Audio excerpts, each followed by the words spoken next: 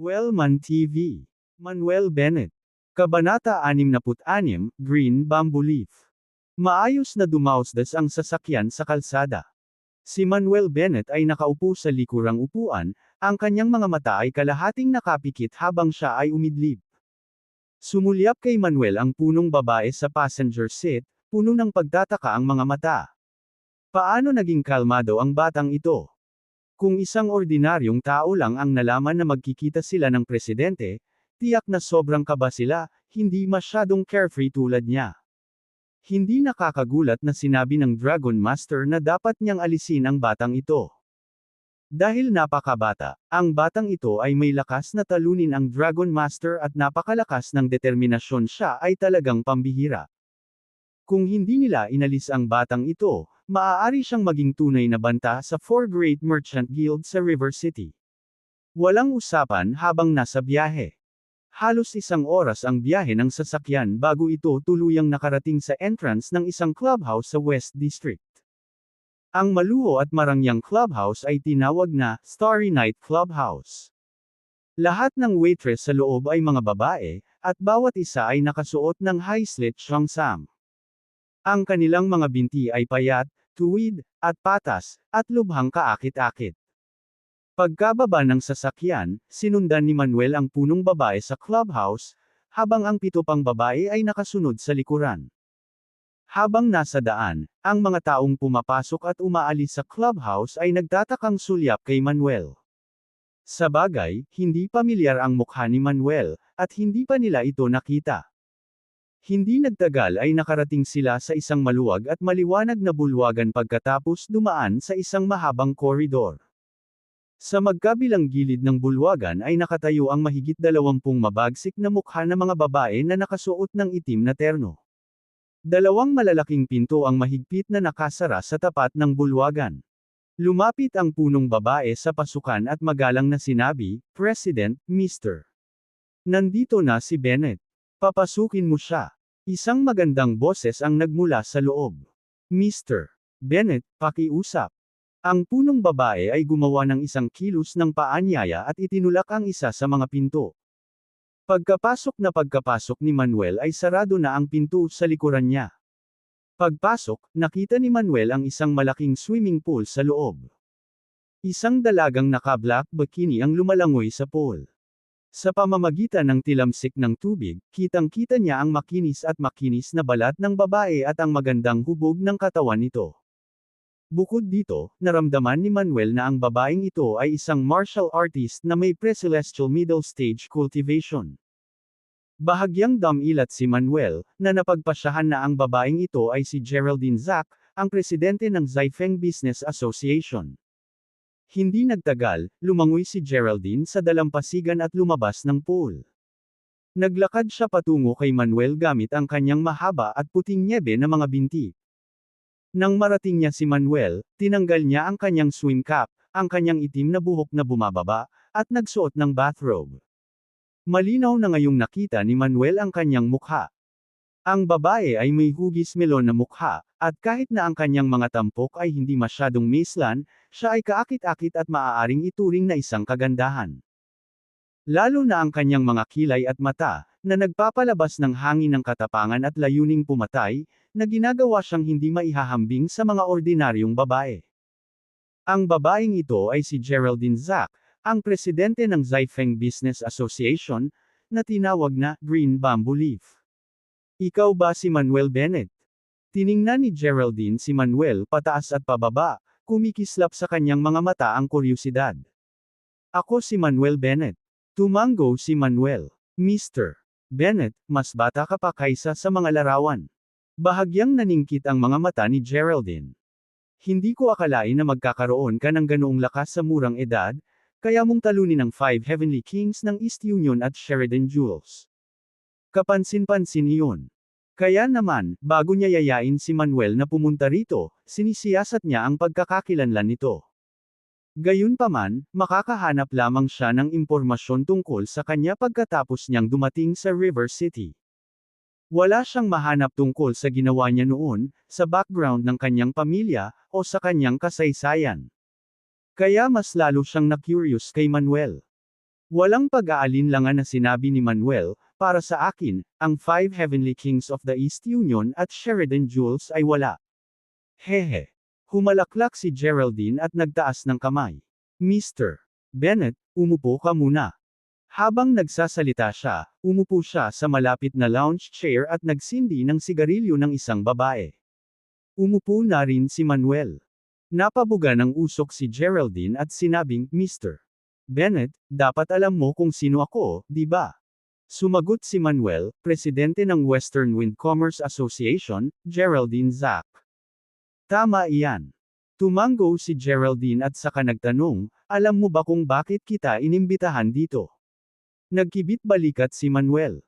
Para patayin ako. Umiling si Geraldine. Si Sheridan Jules ay nagsabi na sa akin at sa dalawa pang presidente tungkol sa ginawa ninyo sa Dragon River Manor. Gusto niyang makipagsanib puwersa sa amin para mawala ka. Pero gusto kitang bigyan ng pagkakataon. Isang pagkakataon. Tumaas ang isang kilay ni Manuel. Anong klaseng pagkakataon? Sinabi ni Geraldine, isang pagkakataon na sumali sa aming Zaifeng Business Association. Sumali sa Zaifeng Business Association mo. Biglang natigilan si Manuel, hindi niya inaasahan na susubukang i-recruit din siya ng babaeng ito. Tama iyan. Tumango si Geraldine. I appreciate your courage and strength, Mr. Bennett, kaya gusto kitang anyayahan na sumali sa aming Zaifeng Business Association. Kung papayag ka, masisiguro ko ang buhay mo. For my sake, hindi ka naguguluhin ni Sheridan Jules at ng iba pa. Umiling si Manuel. Salamat, pero hindi salamat. Hindi ko naisip na maging underlang ng isang tao. Mr. Bennett, huwag kang masyadong mabilis tumanggi. Pagpupumilit ni Geraldine, pagkatapos ay kinuha ang isang intercom sa mesa at sinabing, pasok. Makalipas ang ilang minuto, itinulak ang pinto. Isang babaeng nakaitim na suit ang umakay sa 5 babaeng nakabikini. Ang 5 babaeng ito ay may iba't ibang kulay ng balat, kabilang ang dilaw, puti, at itim. Bukod dito, ang bawat isa sa 5 babaeng ito ay napakaganda, na may sobrang init ng katawan. Mukhang naguguluhan si Manuel. President Zack, anong ibig mong sabihin? Tumawa si Geraldine. Mr. Bennett, kung pumayag kang sumali sa aming Zaifeng Business Association, magiging iyo ang 5 babaeng ito. Hindi nakaimik si Manuel. Ginamit niya talaga ang mga babae para akitin siya. Kahit na napakaganda ng 5 babaeng ito, hindi nila may kukumpara sina Julia Stewart, Julie Stewart, o Nancy Maddox. Umiling si Manuel. Paumanhin, Pangulong Zack, hindi ako interesado sa 5 babaeng ito. Talaga. Ngumiti si Geraldine at muling kinuha ang intercom, may sinabi. Di nagtagal, 4 na babaeng nakasuot ng itim na suit ang nagdala ng 4 na malalaking itim na briefcase. Nang makarating sila kay Geraldine, binuksan ng mga babae ang mga briefcase. Sa loob, nakita nila ang mga stack ng berdeng US dollars, na nakasisilaw sa mata. Ang 5 babaeng nakabikini ay nakatitig ng husto sa mga briefcase, hindi maalis ang kanilang mga mata. Itinuro ni Geraldine ang 4 na briefcase at sinabing, Mr. Bennett, kung handa kang sumali sa aming Zaifeng Business Association, magiging iyo ang perang ito. Umiling muli si Manuel. Hindi rin ako interesado dito. Kumunat ang noo ni Geraldine at muling kinuha ang intercom. Maya-maya, lumapit ang isa pang babaeng nakaitim na suit na may dalang itim na briefcase. Pagkarating sa harap ni Geraldine, binuksan ng babaeng nakaitim na suit ang itim na briefcase. Kabanata 67, Earth Chicken, Tile Dog. Sa kahon, mayroong isang susi sa isang vilya at ilang susi ng kotse para sa Lamborghini, Ferrari, Land Rover, Mercedes-Benz, at BMW. Itinuro ni Geraldine Zack ang leather na malita at ang 5 babae, sabay sabing, Mr. Bennett, hanggat sumali ka sa Zaifeng Business Association, ang mga kotse, bahay, at kagandahang ito ay magiging iyo lahat. Sa kanyang opinyon, walang lalaki ang makakalaban sa mga bahay, kotse, at kagandahan. Gayunpaman, umiling pa rin si Manuel Bennett at sinabing, President Zack, kahit na mas mabait ka kaysa sa lalaking iyon, si Sheridan Jules. Pero, pasensya na, hindi ko talaga naisip na sumali sa kahit anong business association. Mr. Bennett, sigurado ka bang hindi mo naiisipin? Medyo ayaw pa rin ni Geraldine Zack. Bagamat ang apat na mahusay na guild ng merchant ay lahat ay nagsilbi sa South Protection King, mayroong kompetisyon sa kanila. Sa sandaling nalaman niya na si Manuel Bennett ay may malakas na martial skills, ang una niyang naisip ay i-recruit siya. Hanggat pumayag si Manuel Bennett na sumali sa Zaifeng Business Association, magkakaroon siya ng may kakayahang subordinate. Hindi ko na muling isa sa alang-alang. Umiling si Manuel Bennett. Nang marinig ang sagot ni Manuel Bennett, bakas sa mukha ni Geraldine Zack ang inis. Sapat na ang ipinakita niyang sinseridad, ngunit hindi niya inaasahan na tatanggi pa rin ang batang ito. Ito ang nagpahiya sa kanya. Malamig niyang tinitigan si Manuel Bennett at sinabing, kung tatanggihan mo ako ngayon, sa susunod na magsanib puwersa ang apat na Great Merchant Guild laban sa iyo, mamamatay ka.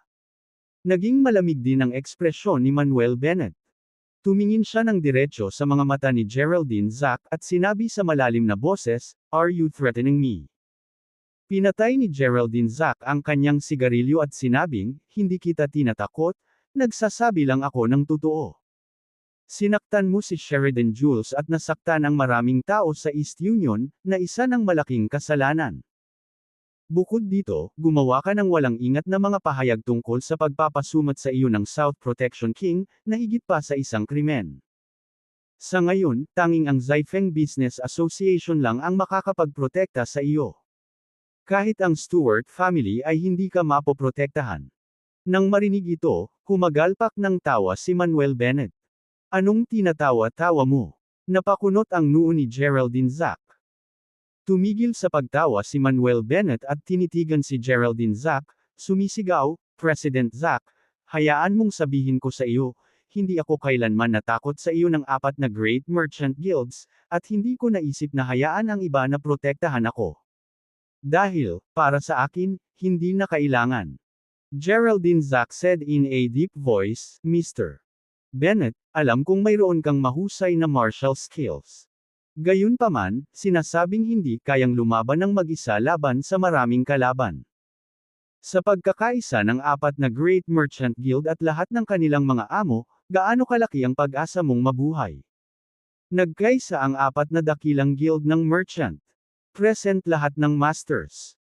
Pinaikit ni Manuel Bennett ang kanyang mga mata at tumawa, "Sa aking paningin, ang lahat ng tinatawag na mga master sa ilalim ng iyong apat na dakilang merchant guild ay parang walang kwentang rabble." Nang marinig ang pangungusap na ito, biglang nagalit ang mga babaeng naka-black suit na nandoon. Mayabang. Masyadong mayabang ang batang ito, talagang tinawag niya ang lahat ng mga master ng 4 Great Merchant Guilds na walang kwenta, na hindi matitiis. Nagalit din si Geraldine Zack, kumakabog ang dibdib niya, at bakas sa mga mata niya ang pagpaslang na intensyon. Hindi pinansin ni Manuel Bennett ang kanilang galit at tumayo, sinabing, "President Zack, gabi na, hindi na kita sasamahan sa pakikipag-chat. Payo ko, huwag mo na akong guluhin, bilasan mo at hayaan mo akong makita ng South Protection King, iyon ang pinakamahusay na aksyon." Pagkatapos sabihin iyon, naghanda si Manuel Bennett na umalis. Gayunpaman, nakakailang hakbang pa lang si Manuel Bennett nang umalangaw ang boses ni Geraldine Zack sa likuran niya. "Anak, sa tingin mo ba ay maaari kang pumunta at umalis dito ayon sa gusto mo?" With that, Geraldine Zack waved her big hand, "Attack!" Sa utos niya. Ang anim na babae na nakaitim na suit sa field ay sabay-sabay na gumalaw, umaakyat patungo kay Manuel Bennett. Bukod dito, sumugod din ang mahigit 100 babaeng nakaitim na suit mula sa labas ng pinto. Kalahati ng mga babaeng ito na naka-black suit ay mga martial artist na may pambihirang lakas. Ang natitirang kalahati, kahit na hindi sila martial artist, ay pawang mga sinanay na mandirigma. Napabuntong hininga si Manuel Bennett at sinabing, "Ayoko talagang makipag-away sa mga babae, pero bakit kailangan mo akong pilitin?" Bago bumagsak ang kanyang mga salita, agad-agad, apat na babae na nakasuot ng itim na suit ang sumugod, inatake ang mahahalagang bahagi ni Manuel Bennett gamit ang mga suntok at palad. Ang apat na babae na nakasuot ng itim na suit ay walang putol na nakipagtulungan, na may kakayahang parehong offensive at defensive, at malamang na hindi makayanan ng mga ordinaryong tao ang kanilang mga pag-atake. Sa kasamaang palad para sa kanila, kalaban nila si Manuel Bennett. Ito ay sa panandaliang sandali nang sumalakay ang apat na babaeng nakaitim na suit. Nang walang pag-iwas o pag-iwas, bahagyang inayos ni Manuel Bennett ang kanyang poster at iniwasan ang pagsalakay. Pagkatapos, inabot niya ang dalawang kamay, hinawakan ang mga palso ng dalawang babae na nakaitim na suit, at sa isang malakas na pag-ikot ng kanyang mga braso, hinagis sila. Bang bang bang. Sinabayan ng sunod-sunod na ingay ng impact, ang apat na babaeng naka-black suit ay lumipad palabas na parang sandbag at bumagsak sa pool. Sa sandaling ang apat na babaeng ito na nakasuot ng itim na suit ay nahulog sa pool, ang mga natitira ay umaban, naglunsad ng isang mabangis na pag-atake laban kay Manuel Bennett. Ang mga suntok ay napaungol, ang mga palad ay tumama sa hangin, at ang mga sipa ay napunit sa hangin. Ang mga alon ng malalakas na bugzo ay pinatalsik. Ang figure ni Manuel Bennett ay kumikislap, nag-iwan ng isang after-image habang siya ay gumagalaw na parang multo sa gitna ng karamihan. Gamit ang magkabilang palad, patuloy niya itong hinampas. Sa bawat welga, ilang babae na nakasuot ng itim na suit ang lumilipad.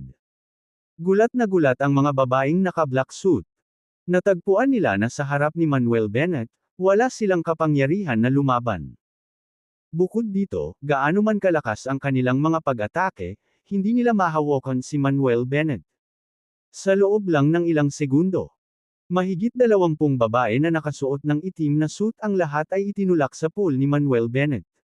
Sa sandaling ito, ang figure ni Geraldine Zack ay sumugod kay Manuel Bennett. Sa isang pitik ng kanyang palso, bigla niyang hinawakan ang isang hugis ahas na punyal na kumikinang na may berdeng ilaw, parang isang tunay na ahas na berdeng dahon ng kawayan. Habang papalapit siya kay Manuel Bennett, ini-swipe ni Geraldine Zack ang kanang kamay, tinusok ang punyal patungo sa lalamunan ni Manuel Bennett. Ngunit, nang ang punyal ay halos 20 sentimetro ang layo mula sa lalamunan ni Manuel Bennett, bigla itong tumigil. Casual na itinaas ni Manuel Bennett ang kanyang kanang kamay, kinurot ang punyal gamit ang kanyang hintuturo at gitnang mga daliri, na pinipigilan itong umaban pa. Matapos kurutin ang punyal, ginamit ni Manuel Bennett ang kanyang kanang kamay para magpapuwersa. Whoosh! Biglang nakaramdam ng pananakit si Geraldine Zack sa kanyang palso, at ang punyal ay lumipad mula sa kanyang kamay, tunog, na nakalagay sa isang malayong pader. Biglang lumiit ang kanyang mga mag-aaral, at binago niya ang kanyang taktika, kinuyam ang kanyang kaliwang kamao at tumama sa dibdib ni Manuel Bennett. Napakagandang ahas, talagang walang awa. Mapaglarong sabi ni Manuel Bennett, saka itinaas ang kanang kamay para hawakan ang palso ni Geraldine Zack, dahilan para hindi ito makawala. Damn it! Sigaw ni Geraldine Zack, gamit ang kanyang baywang at tiyan para magpakalakas habang ang kanyang mahaba, tuwid at patas na mga binti ay napunit sa kalangitan, sumisipa patungo sa baywang ni Manuel Bennett.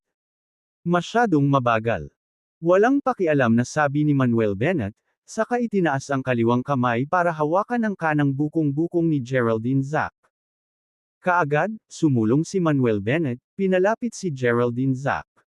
Dahil naka-bathrobe lang si Geraldine Zack sa labas, may bikini sa ilalim, kitang-kita ni Manuel Bennett ang malambot at maselang katawan ng babae. Bitawan mo ako. Namula ang mukha ni Geraldine Zack habang umaatungal sa galit. Kabanata 068, Huling Yugto ng Pagkatatag ng Foundation. Umalis ka na. Hindi binitawan ni Manuel Bennett si Geraldine Zack, ngunit sa halip, sa isang biglaang pagsabog ng lakas mula sa kanyang mga braso, inihagis siya sa malayong swimming pool. Ah! Isang matinis na sigaw ang pinakawalan ni Geraldine Zack, na sinundan ng splash sound, habang siya ay mabigat na nahulog sa swimming pool. Tumilapon ang tubig sa lahat ng direksyon, at nabulunan si Geraldine Zack ng ilang subo ng tubig. Pinalakpakan ni Manuel Bennett ang kanyang mga kamay at pabirong sinabi, President Zack, ang galing mo talaga, talagang deserving ng martial artist. Sige, hindi na kita sasamahan. Bye-bye. Pagkasabi niyon, lumayo si Manuel Bennett. Bastos, tiyak na papatayin kita. Sigaw ni Geraldine Zack kay Manuel Bennett sa matinis na boses. Ikanaway ni Manuel Bennett ang kanyang kamay nang hindi lumilingon at sinabing, mas mabuting magmadali ka at tawagan ang South Protection King para makipagkita sa akin. Hindi kayo bagay sa akin. Tigilan mo yang lalaking yan. Kailangan natin siyang patayin. Sigaw ng ibang babaeng naka-black suit at hahabulin na sana siya. Maghintay. Nagmamadaling tumawag si Geraldine Zack para tumigil ang lahat. President, anong problema?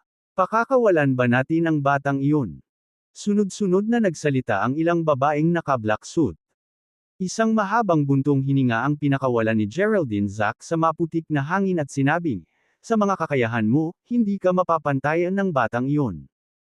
Kung hahabulin mo siya ngayon at galitin siya, natatakot ako na wala sa inyo ang makaliligtas. Hindi naman pwedeng basta-basta na lang natin hahayaan.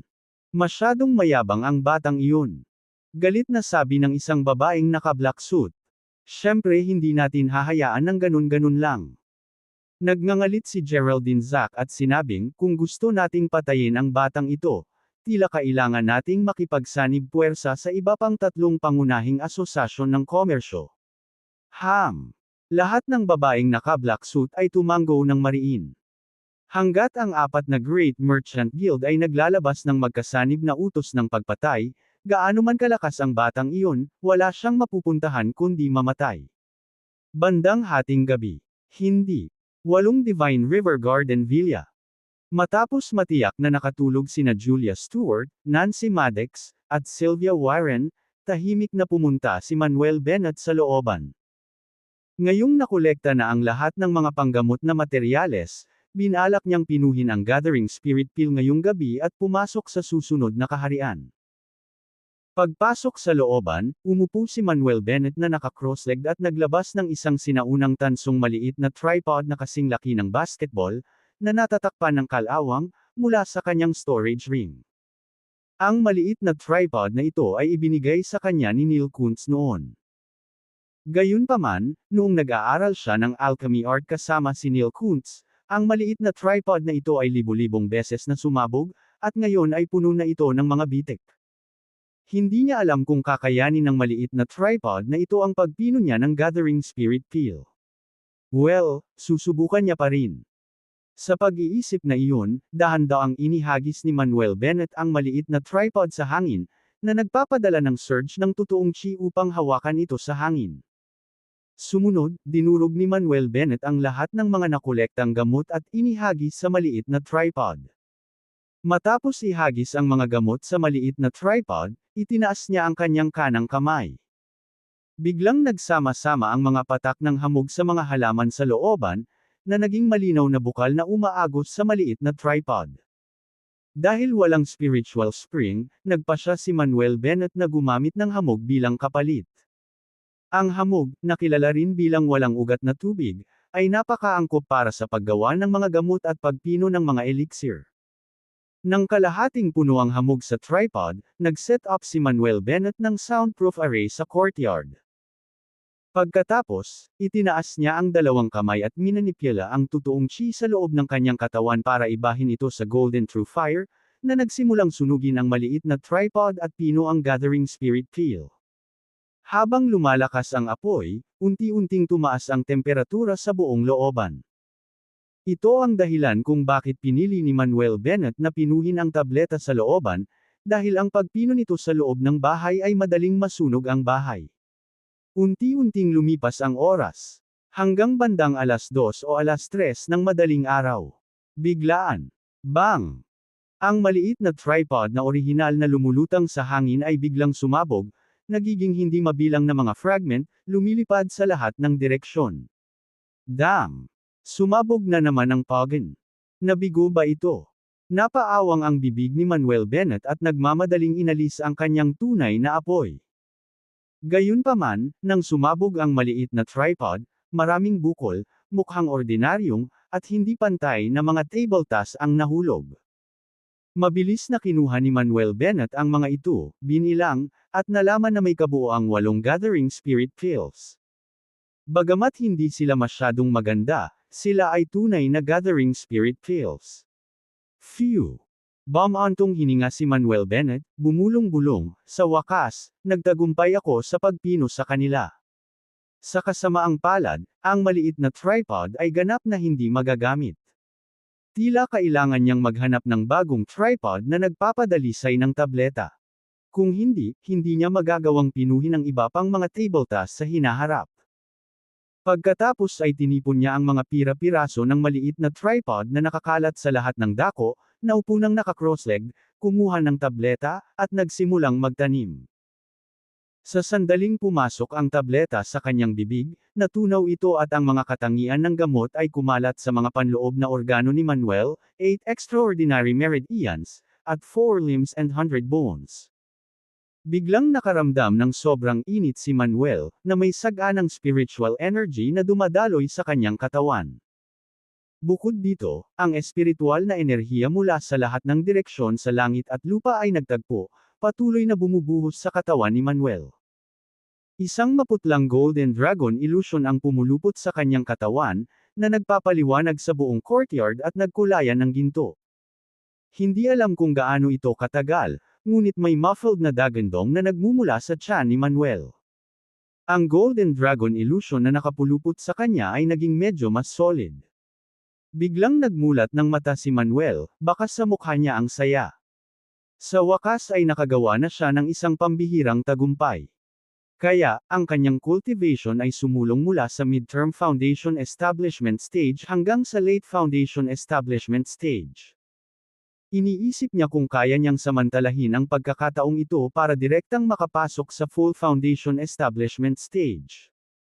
Sa pag-iisip tungkol dito, uminom si Manuel ng isa pang tableta at nagsimulang magtanim. Habang lumilipas ang gabi at sumisikat na ang araw. Hanggang sa bumuhos ang sikat ng araw ay dahan-daang iminulat ni Manuel ang kanyang mga mata. Bakas sa mukha niya ang kawalan ng kakayahan. Matapos maabot ng kanyang cultivation ang late foundation establishment stage, hindi na siya makalusot. Kahit na uminom siya ng gathering spirit pill, hindi ito gagana. Tila sa ngayon, ang patuloy na paglusot sa dalawang menor de edad na kaharian ng sabay-sabay ay napakahirap. Umiling si Manuel, saka tumayo at pumasok sa villa, nagsimulang maghanda ng almusal. Nang handa na ang almusal, bumaba mula sa itaas sina Julia Stewart, Nancy Maddox, at Sylvia Warren. Habang nag-aalmusal, nagtanong si Julia, "Oy, akala ko nakarinig ako ng ingay sa looban kagabi, may narinig ba kayo?" Dahil marami siyang iniisip nitong mga nakaraang araw dahil sa kumpanya, nahirapan siyang matulog at natulog ng gabi kagabi. Nakarinig nga siya ng ilang ingay nang pumasok si Manuel sa looban ngunit hindi na ito muling narinig. Hindi. Umiling sina Nancy Maddox at Sylvia Warren. Tinawanan ito ni Manuel, at sinabing, baka ito ay sanhi ng isang ligaw na pusa. Posible naman. Tumango si Julia at hindi na masyadong nag-isip. Pagkatapos ng almusal, binigyan muli ni Manuel ng acupuncture si Nancy at saka nagmaneho kasama si Julia sa kumpanya. Gayunpaman, habang papunta sa kumpanya, may tumawag sa cellphone ni Julia. Pagkasagot ng tawag ay biglang lumungkot ang mukha ni Julia. "Julia, anong problema?" Nag-aalalang tanong ni Manuel. Kabanata 069, Halos Bangkarote. Hinaplos ni Julia Stewart ang kanyang noo at sinabing, "Tumawag lang si Sonny Tolkien para sabihing biglang nakipag-ugnayan sa amin ang Treasure Forest Medicinal Materials Company para i-terminate ang aming partnership. Nabanggit din nila na hindi na sila magsusupply sa amin ng mga panggamot na materyales sa hinaharap. Kami ay nakikipagtulungan sa Treasure Forest Medicinal Materials Company sa loob ng ilang taon. Ito ay palaging kapakipakinabang sa isa't isa, at ang aming relasyon ay talagang maganda.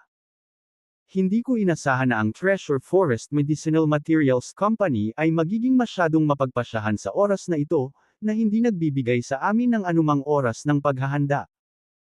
Ngayon ang aming kumpanya ay nasa proseso ng pagbuo ng mga bagong produkto, at talagang hindi namin masira ang supply ng mga panggamot na materyales.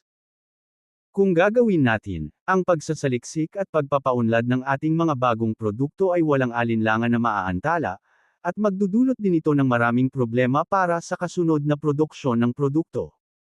Tinanong ni Manuel Bennett, ang Treasure Forest Medicinal Materials Company ba ay bahagi ng Excellent Chamber of Commerce? Oo, ito nga. Tumango si Julia Stewart, at sinabing, nakilala ko noong una si President Cahill mula sa Treasure Forest sa Excellent Chamber of Commerce. Kakaiba iyon. Kumunot ang noo ni Manuel Bennett, at sinabing, hindi ba sinabi ni President Spence na tutulong siya sa pakikipag-usap sa ibang mga presidente ng kumpanya? Sinabi ni Julia Stewart, bagaman si Pangulong Spence ay handang tumulong sa paghikayat, maraming presidente ang magbibigay sa kanya ng mukha. Ngunit hindi ito nangangahulugan na ang lahat ng mga pangulo ay makikinig kay Pangulong Spence, at bukod pa, si Pangulong Spence ay walang karapatan na makialam sa kanilang mga desisyon. Sinabi ni Manuel Bennett, dahil ang Treasure Forest Medicinal Materials Company na ito ay nais na putulin ang pakikipagtulungan sa atin, bakit hindi na lang tayo maghanap ng bagong kumpanya ng mga medicinal materials na makakatrabaho? Sinabi ni Julia Stewart, sa teorya ay tama ka, ngunit ang problema ay walang mga kumpanyang panggamot na materyales ang kasalukuyang handang makipagtulungan sa amin. Kasi sa mata nila, wala na silang nakikitang future sa company namin.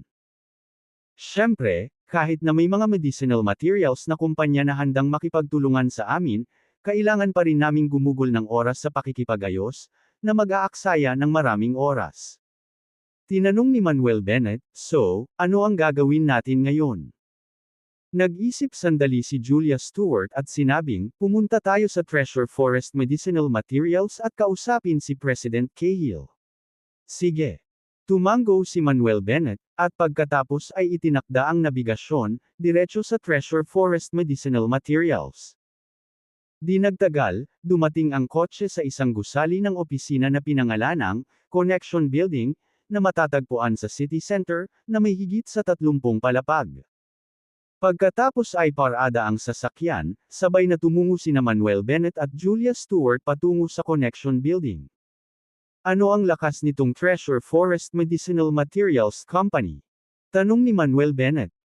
Ang Treasure Forest Medicinal Materials Company ay may malakas na kapangyarihan sa River City, at isa sa pinakamalaking kumpanya ng mga medicinal materials sa River City, na nakikipagtulungan sa maraming kumpanya ng parmasyutiko at ospital. Sumagot si Julia Stewart, pagkatapos ay idinagdag, syempre, sa simula, ang sukat ng kumpanya ng Treasure Forest Medicinal Materials ay hindi masyadong malaki. Salamat kay Director Tanner na ang kumpanya ng Treasure Forest Medicinal Materials ay lumago. Si Direk Tanner. Natigilan si Manuel Bennett, sinong Direktor Tanner? Sabi ni Julia Stewart, syempre si Director Laird Tennant mula sa Central Hospital. Ang pangulo ng kumpanya ng Treasure Forest Medicinal Materials ay pinangalanang Boris Cahill. Ang kanyang nakatatandang kapatid na babae ay asawa ni Director Tanner. Kaya naman nagamit ni Boris Cahill ang mga koneksyon at mapagkukunan ni Director Tanner para mabilis na umunlad ang kumpanya ng Treasure Forest Medicinal Materials. Nakikita ko. Tumango si Manuel Bennett bilang realisasyon, pagkatapos ay sinabi, kung ganoon, tatawagan ko si Direk Tanner. Hanggat handa si Direk Tanner na magsalita para sa amin, sa palagay ko ay hindi maglalakas loob si Boris Cahill na putulin ang pakikipagtulungan sa aming kumpanya. Sabi ni Julia Stewart, kung hihingi tayo ng tulong kay Direk Tanner, may utang na loob tayo sa kanya, ayokong umutang ng pabor sa mga tao, dahil mahirap talagang bayaran sila. Ngumiti si Manuel Bennett at sinabing, hindi mo kailangang bayaran si Direktor Tanner, gagawin ko. Julia Stewart pursed her lips and said, let's go talk to Boris Cahill first. Kung talagang hindi ito gumana, maaari naming isaalang-alang ang paghingi ng tulong kay Direk Tanner. Sige na. Tumango si Manuel Bennett. Pagpasok sa Connection Building, kinausap ni Julia Stewart ang front desk. Maya-maya, bumaba ang assistant ni Boris Cahill. Sa pangunguna ng babaeng katulong, sina Manuel Bennett at Julia Stewart ay sumakay sa elevator patungo sa ika-25 palapag at diretsyong dumating sa pintuan ng opisina ng Pangulo. Kumatok ang babaeng assistant sa pinto at sinabing, President Cahill, andito si President Stewart. Pakipasok si President Stewart. Isang medyo husky na boses ng lalaki ang nagmula sa loob. Sa pagtulak ng pinto at pagpasok, nakita nila ang isang nasa katanghaliang gulang na lalaki na naka-white shirt na may namamaga na tiyan na nakaupo sa kanyang mesa, nagre-review ng mga dokumento. Ang lalaking nasa katanghaliang gulang na ito ay si Boris Cahill, ang presidente ng Treasure Forest Medicinal Materials Company. Hindi ko inaasahan ang pagbisita ni Pangulong Stewart. Pasensya na po sa kakulangan ng pagtanggap. Inilapag ni Boris Cahill ang mga dokumento at binati ito ng may nakakalokong ngiti. Ngumiti din si Julia Stewart at sinabing, President Cahill, sobrang abala mo. Kung hindi dahil sa isang urgent na bagay, hindi ko nais na istorbohin ka. Oh, pinapanatili ko lang ang sarili ko. Tawa ng tawa si Boris Cahill, pagkatapos ay tumingin kay Manuel Bennett, at nagtanong, sino ang Ginoo na ito? Sumagot si Julia Stewart, siya ang aking katulong, si Manuel Bennett. Oh! Tumango si Boris Cahill, pagkatapos ay iminuwestre ang kanyang kamay, President Stewart, Assistant Bennett, please have a seat. Habang nagsasalita siya, tinawag ni Boris Cahill ang katulong para magbuhos ng 2 tasa ng kape. Pagkatapos magbuhos ng kape, lumabas ng opisina ang babaeng katulong.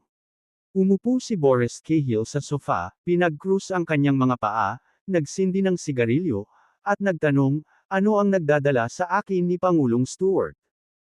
Diretso sa punto si Julia Stewart at sinabing, President Cahill, hindi ako magpapatalo. Gusto ko lang itanong sa iyo kung bakit bigla mong naisip ang putulin ang ating pagtutulungan. Oh, ito ang tinutukoy mo.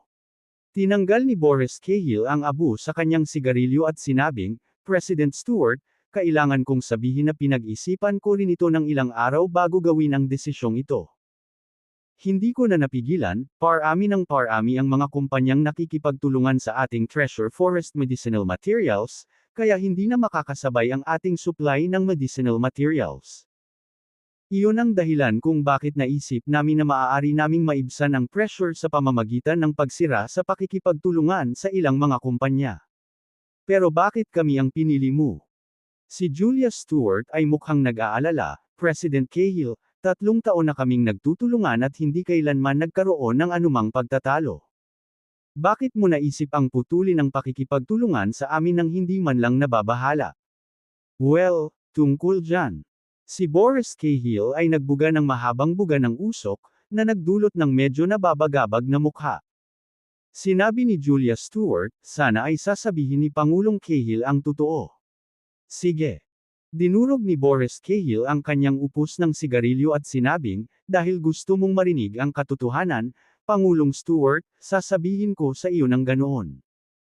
Sa kasalukuyan, ang iyong East Beauty Pharmaceuticals ay bumababa araw-araw at wala ng pag-asa, ang pagkabangkarote ay sandali lamang. Kung patuloy kaming makikipagtulungan sa iyo, kapag nabangkarote ang iyong kumpanya, magkakaroon ito ng malaking epekto sa aming kumpanya. So in order to minimize the risk, I had to do this, sana maintindihan mo. Nang marinig ang mga salita ni Boris Cahill, mas lalong lumungkot ang mukha ni Julia Stewart. Kumunot ang noo niya at sinabing, President Cahill, ang iyong mga salita ay medyo sobra. Maganda pa rin ang takbo ng aming kumpanya, paano ito magiging nasa bingit ng pagkabangkarote? Inilabas ni Boris Cahill ang kanyang sigarilyo at sinabing, oo, maganda ang takbo ng iyong kumpanya ngayon, ngunit sa ilalim ng pagsupil ng Prosperity Pharmaceutical, hanggang kailan ka makakatagal? Kabanata 070, isang tawag sa telepono. Ang mga mata ni Julia Stewart ay puno ng determinasyon, President Cahill, mangyaring magtiwala sa akin, aabuti ng wala pang kalahating buwan para muling mabuhay ang aming kumpanya mula sa bingit ng kamatayan. Oh! Pumikit si Boris Cahill at tumawa, ano ang dahilan kung bakit mo nasasabi iyan? Sinabi ni Julia Stewart, sa ngayon, ang aming kumpanya ay masiglang gumagawa ng mga bagong produkto. Kumpiyansa ako na kapag nailunsad na ang bagong produkto, tiyak na maibabalik ng aming kumpanya ang merkado. Sa oras na iyon, tiyak na magiging booming ang benta ng ating mga produkto, at sa oras na iyon, mas malaki ang ating pangangailangan para sa mga materyales na panggamot. Hanggat ikaw, Presidente Cahill, ay patuloy na nakikipagtulungan sa aming kumpanya, magagawa mong kumita ng kayamanan sa hinaharap. Umiling si Boris Cahill at sinabing, President Stewart, hindi na kailangang sabihin ang walang kabuluhang mga salitang ito. Kung talagang makikipagkumpetensya ang East Beauty Pharmaceutical sa Prosperity Pharmaceutical, hindi ito magiging kaawa-awa tulad ng ngayon, hindi ba? Sa palagay mo, may mga kumpanya ba ng halamang gamot na handang makipagtulungan sa iyo? Sabi ni Julia Stewart, President Cahill, maniwala ka sa akin, sapat na ang kalahating buwan. Kalimutan mo na lang. Ikanaway ni Boris Cahill ang kanyang kamay at sinabing, President Stewart, may kailangan akong asikasuhin, kaya hindi kita iingatan. Malinaw, naiinip na si Boris Cahill at naglabas ng utos na paalisan ang mga bisita. Naging malamig ang mukha ni Julia Stewart, President Cahill, mayroon kaming naunang kontrata, at kahit na gusto naming wakasan ang kooperasyon, kailangan namin ng 3 buwang buffer period. Sa panahon ngayon, kung bigla kang magmumungkahi na wakasan ang ating kooperasyon, kailangan mong bayaran ang penalty. Tumawa si Boris Cahill at sinabing, ano ang kahalagahan ng parusa? Mababayaran kita ngayon din. Magkano ito? 10 milyon. Ililipat ko sa iyo ngayon din. Habang sinabi niya iyon, tatawagan na sana ni Boris Cahill ang kanyang departamento ng pananalapi upang ihanda ang paglipat. Sa nakalipas na 2 araw, sinabi sa kanya ni Pangulong Jordan ng Prosperity Pharmaceutical na hanggat tinapos niya ang kanyang pakikipagtulungan sa East Beauty Pharmaceuticals, bibigyan siya ng Prosperity Pharmaceutical ng isa pang 10% na tubo. Sa makatuwid, ang 10 milyong parusa ay talagang hindi mahalaga sa kanya. Nang makitang determinado si Boris Cahill na wakasan ang pakikipagtulungan, biglang nabalisa si Julia Stewart. President Cahill, kahit na hindi ka magbigay ng mukha kay President Stewart, dapat kang magbigay ng mukha sa iyong bayaw, hindi ba? Sinabi ni Manuel Bennett, na hindi pa nagsasalita hanggang ngayon, sa mahinang tono. Nang makitang nabigo ang negosasyon, walang pagpipilian si Manuel Bennett kundi iharap si Laird Tennant. Ang aking bayaw. Sumimangot si Boris Cahill, close ka ba talaga sa bayaw ko? Tumango si Manuel Bennett at sinabing, syempre, maraming bagay ang hiniling sa akin ng bayaw mo para sa kanya, magkaibigan kami, hanggat maaari. Anong biro? Ngumisi si Boris Cahill, ang bayaw ko ang dean ng pinakamalaking ospital sa River City, Central Hospital. Kailangan ba niya ang iyong tulong? Ano ka ba? Isa ka lang munting katulong, at ang lakas ng loob mong sabihin na malapit ka sa aking bayaw. Bahagyang ngumiti si Manuel Bennett at sinabing, dahil hindi ka naniniwala sa akin, tawagan na lang natin ang iyong bayaw. Tumawa si Boris Cahill, tumawag, gawin mo na. Kung talagang maganda ang relasyon ng bayaw ko sa iyo, baka isipin ko na huwag putulin ang pakikipagtulungan sa kumpanya mo. Hindi siya naniniwalang makikilala ng isang maliit na katulong ang kanyang bayaw. Bahagyang ngumiti si Manuel Bennett at sinabing, sinabi mo na. Sinabi ko na. Ngumisi si Boris Cahill at sinabing, bilasan mo, huwag kang magdadaldal. Hindi na nagsalita pa si Manuel Bennett at direktang tinawag si Laird Tennant. Ilang sandali pa ay tumunog ang telepono bago ito sinagot. Lumipat si Manuel Bennett sa hands-free mode. Dr. Bennett, pasensya na sa abala, nasa meeting ako ngayon lang. Ano ang maitutulong ko sa iyo? Dumating ang boses ni Laird Tennant, napakagalang sa tono. Nang marinig ang boses ni Laird Tennant, nagmamadaling umayos si Boris Cahill, nakatingin kay Manuel Bennett na may pagtataka. Hindi niya inaasahan na kilala talaga ni Manuel Bennett ang kanyang bayaw. Bukod dito, tila napakagalang ng kanyang bayaw sa batang ito, kahit na isinasantabi ang kanyang pagpupulong upang sagutin ang telepono at gamitin ang ikaw. Sinabi ni Manuel Bennett, Director Tanner, mayroon akong maliit na bagay na iistorbo sa iyo ngayon. Tumawa si Laird Tennant at sinabing, Dr. Bennett, ano ang nakakagulo dyan? Ang iyong mga bagay ay aking mga bagay, at hanggat kaya ko ito, tiyak na gagawin ko ito. Director Tanner, ito ang sitwasyon. Hindi nag-atubili si Manuel Bennett, at sinabi kay Laird Tennant ang nangyari. Matapos pakinggan ang mga salita ni Manuel Bennett, nagalit si Laird Tennant. Dr. Bennett, hayaan mong kunin ng bastard na si Boris Cahill ang telepono. Pinagpapawisan si Boris Cahill sa takot at mabilis na nagsabi, Bro-in-law, nandito ako. Galit na sinabi ni Laird Tennant, ikaw bastard, huwag mong isipin na dahil lang sa paglaki ng kumpanya mo, mapapabayaan mo ang lahat. Naglakas loob ka na tingnan si Dr. Bennett at President Stewart. Magiging ganito ka ba nang wala ang tulong ko? Isang karangalan na makipagtulungan sa Dr. Bennett at East Beauty Pharmaceuticals. Sa anumang kaso, wala akong pakialam kung ano ang iyong mga dahilan, hindi ka pinapayagang wakasan ang iyong pakikipagtulungan sa East Beauty Pharmaceuticals. Hindi niya kayang masaktan si Manuel Bennett, kaya natural, hindi niya hinayaan na sirain ni Boris Cahill ang relasyon nila nito. Bakit? Si Boris Cahill ay labis na naguguluhan. Walang dahilan, gawin mo lang ang sinasabi ko. Galit na sagot ni Laird Tennant, pagkatapos ay nagbago ang kanyang tono, at tumawa siya, Dr. Bennett, kung ang taong ito ay maglakas loob na kumilos muli sa harap mo, sabihin mo lang sa akin, tiyak na babayaran ko siya. Okay. Tumango si Manuel Bennett at sinabing, Director Tanner, pwede mo nang ituloy ang meeting mo, hindi kita guguluhin. Walang problema, walang problema. Tumawa si Laird Tennant, nagpatuloy, siya nga pala, Dr. Bennett, nabuo na ang kontrata. Kailan mo gustong ipadala ko ito sa iyo? Sinabi ni Manuel Bennett, tatawagan kita kapag may oras ako. Sige. Sagot ni Laird Tennant. Pagkatapos, nag-chat ng kaunti sina Manuel Bennett at Laird Tennant at ibinaba ang telepono. Pagkatapos ibaba ang telepono, tumingin si Manuel Bennett kay Boris Cahill na may ngiti na hindi ngiti. President Cahill, ngayon mo lang sinabi na kung maganda ang relasyon ko sa bayaw mo, iisipin mong huwag tapusin ang kooperasyon ng kumpanya natin, ngayon ano sa palagay mo? Biglang napuno ng ngiti ang mukha ni Boris Cahill, Assistant Bennett, since kilala mo ang bayaw ko, bakit hindi mo sinabi kanina? Sa ganoong paraan, hindi kami magkakaroon ng hindi kanais-nais na pagtatalo ngayon lang. Sinabi ni Manuel Bennett, ayaw ko lang na abalahin si Direk Tanner. Tumawa si Boris Cahill at sinabing, dahil sinabi ito ng aking bayaw, ipagpatuloy natin ang ating pagtutulungan sa pagitan ng Treasure Forest Herbs at East Beauty Pharmaceuticals. Nang marinig niya ang mga salita ni Boris Cahill, natigilan si Julia Stewart. Naresolba ba ito ng ganoon lang? Tumingin siya kay Manuel Bennett na may komplikadong ekspresyon.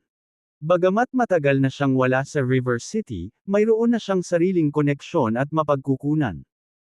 Nalutas niya ang problemang hindi niya kayang lutisin sa isang tawag lang sa telepono.